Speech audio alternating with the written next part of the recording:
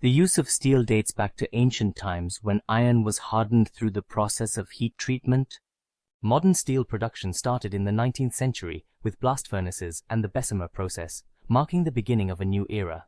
The Bessemer process, invented by Sir Henry Bessemer in 1856, totally changed the game in steel production. It facilitated the cost-effective mass production of steel by speeding up the process of eliminating impurities from liquid pig iron through the provision of air supply.